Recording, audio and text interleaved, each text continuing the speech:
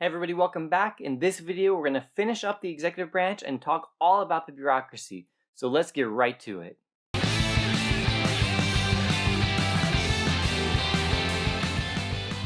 Okay, so the last video was about the president specifically, but now we're going to widen our focus to the entire executive branch, and now we're going to really focus on the bureaucracy or the civil service. These are the day-to-day workers who implement federal policy.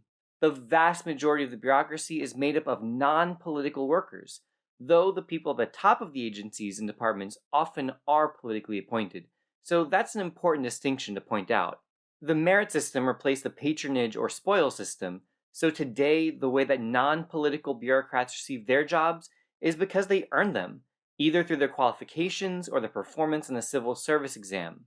In the past, people may have gotten these government jobs because of who they knew or who they voted for, but that system was replaced by the merit system.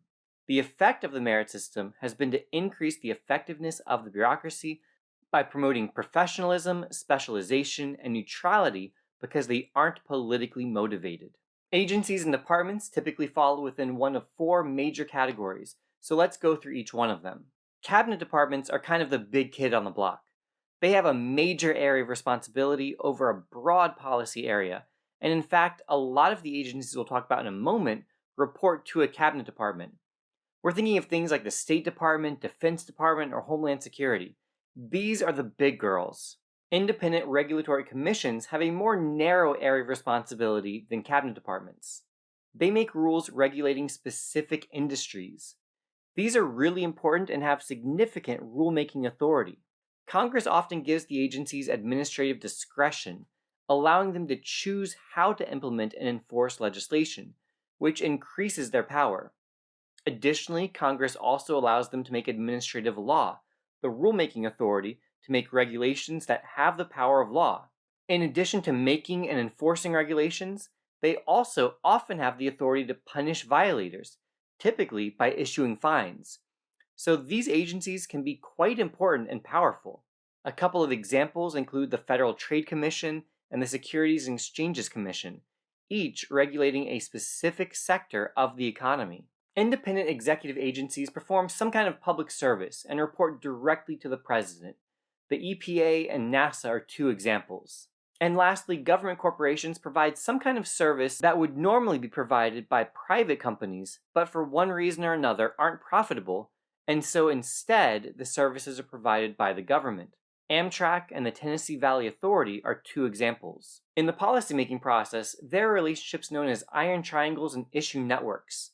Basically, this refers to a relationship between congressional committees, interest groups, and bureaucratic agencies that influence policy. Each side supports the other, and policies get made that interest groups advocate. Issue networks are the same thing, except they aren't confined to just committees, interest groups, and agencies. So one question that some might ask is, why does Congress give these agencies discretionary and rulemaking authority? One of the reasons for this was already touched on earlier, and that is the desire for some policies to be made outside of political considerations. Congress empowers people who are thought to be experts in their particular area of authority to make specific regulations and to choose how to implement the laws passed by Congress. The idea is that Congress lacks the time, expertise, and ability to handle all of the details of policymaking, and so they leave it to non-political policy experts. And finally, how can these agencies be checked? Well, lots of ways. But it's important to point out that some people are critical of the power these unelected bureaucrats have to make policy. In many ways, they are outside of public influence, and yet they have rulemaking authority without being responsible to the public like elected officials are. But there are ways their power can be checked, most prominently through congressional oversight. Congressional committees hold hearings and investigate an agency's activities, often requiring top officials to testify a couple of times a year to answer questions about the agency.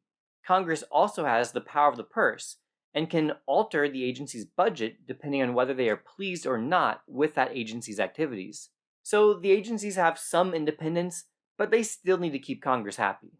The president is head of the bureaucracy, so he can issue executive orders and appoint agency heads and can even fire some as well, though not the heads of independent regulatory commissions. Additionally, when a new president is elected, His ideological influence can be felt by the various departments, agencies, and commissions as he or she may provide new instructions to the bureaucracy regarding how to carry out the administration's goals. And finally, the judiciary has the same check they have on everybody. They can rule on the constitutionality of bureaucratic rules and regulations as well as actions of the bureaucracy. And that's basically everything you need to know about the bureaucracy. Okay, see the multiple choice questions? Make sure you pause the video for each one of them, answer the questions so you can test yourself and make sure that you know the bureaucracy inside and out. Go ahead and put your answers in the comments and then check out the description for the answer key. Until next time, this has been a LaMoney production. Alright, thanks again for watching this video, surviving the entirety of the executive branch. Make sure you hit that like button for me. I appreciate it so much when you do that. It really does help me out. If you could subscribe if you haven't already, and be sure to check out the AP Gov Ultimate Review Packet for great content, practice tests, study guides, everything you need to get an A in your class and a 5 on the AP exam. I'll see you over there.